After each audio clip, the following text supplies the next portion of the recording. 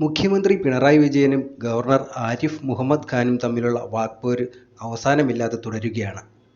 ഈ സാഹചര്യത്തിലാണ് ഗണേഷ് കുമാറിൻ്റെയും കടന്നപ്പള്ളി രാമചന്ദ്രൻ്റെയും സത്യപ്രതിജ്ഞാ ചടങ്ങിൽ ഗവർണറും മുഖ്യമന്ത്രിയും വേദിയിൽ ഒരുമിച്ചെത്തുക. ഇരുവരും ഒരുമിച്ച് കണ്ട ശേഷം തുടർന്നുള്ള നടപടികൾ എന്തായിരിക്കുമെന്നാണ് രാഷ്ട്രീയ കേരളം ഉറ്റുനോക്കുന്നത്. മന്ത്രിസഭയിൽ പുതിയ മന്ത്രിമാരായ ഗണേഷ് കുമാറിൻ്റെയും കടന്നപ്പള്ളി രാമചന്ദ്രൻ്റെയും സത്യപ്രതിജ്ഞാ ചടങ്ങ് രാജ്ഭവനിലാണ് നടക്കുക. അതേസമയം ഗവർണർക്കെതിരായ പ്രതിഷേധം തുടരുമെന്നും SFIയും മുന്നറിയിപ്പ് നൽകിയിട്ടുണ്ട്.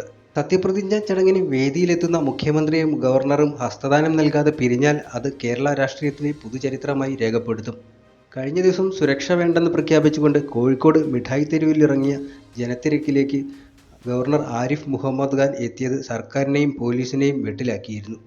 സർക്കാരുമായുള്ള ഏറ്റുമുട്ടലിൽ ജനകീയനെന്ന പരിവേഷം നേടാനും ഗവർണർക്ക് കഴിഞ്ഞു.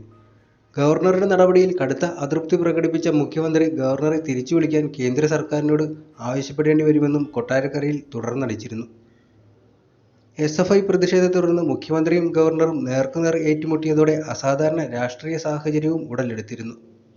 മന്ത്രിസഭാ പുനഃസംഘടനയും പിന്നാലെ ബജറ്റ് സമ്മേളനവും നടക്കാനിരിക്കെ ഇത്തരമൊരു സാഹചര്യത്തിലേക്ക് കാര്യങ്ങൾ എത്തിച്ചതിലും രാഷ്ട്രീയ കേരളം ഉറ്റുനോക്കുന്നുണ്ട്.